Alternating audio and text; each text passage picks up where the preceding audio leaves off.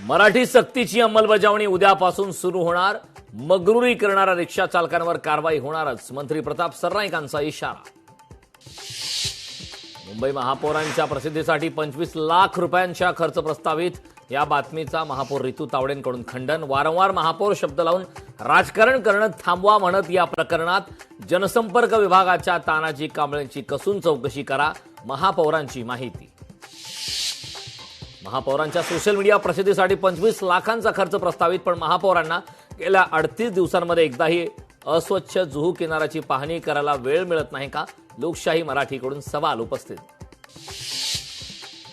Media कंपनीचं मुंढवा जमीन खरेदी प्रकरण, या प्रकरणाला राजकीय रंग नको म्हणून महसूल मंत्री बावनकुळेंकडून प्रकरण प्रधान सचिवांकडे वर्ग। शिवसेना पक्ष आणि चिन्हासंदर्भात आज पुन्हा सुनावणी, विधानसभा अध्यक्षांनी घेतलेले निर्णय संविधानाला धरून नसल्याचा कायदेतज्ञ कपिल सिब्बल यांचा युक्तिवाद। भाजपचे पक्षाध्यक्ष नितीन नवीन यांच्या नव्या टीमच्या घोषणेनंतर आता केंद्रीय मंत्रिमंडळ विस्ताराच्या हालचालींना वेग, सूत्रांची माहिती। अल्पवयीन मुलीवर लैंगिक अत्याचार करून हत्या, जुन्नरमधील पिंपळवडीतील घटना, नराधम तरुण पोलिसांच्या ताब्यात। लोकशाही मराठीच्या बातमीची उपमुख्यमंत्री एकनाथ शिंदेंकडून दखल, महाराष्ट्र प्रदूषण मंडळाचे अध्यक्ष सिद्धेश कदमांना सूचना, तत्काळ जुहू बीचवरील कचरा साफ करण्याचे आदेश। पुण्यातील गोवर्धन दुधाचे नमुने तपासणीसाठी एफडीएने घेतले, मात्र तपासणीचं पुढे काय झालं याची माहिती अद्याप अस्पष्ट, सामाजिक कार्यकर्ते अशोक बेंद्रे पाटलांनी विचारला जाब।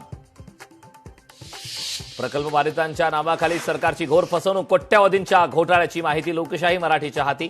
मुंबई अहमदाबाद हायस्पीड रेल्वेच्या कामात अधिकाऱ्यांचा गैरव्यवहार।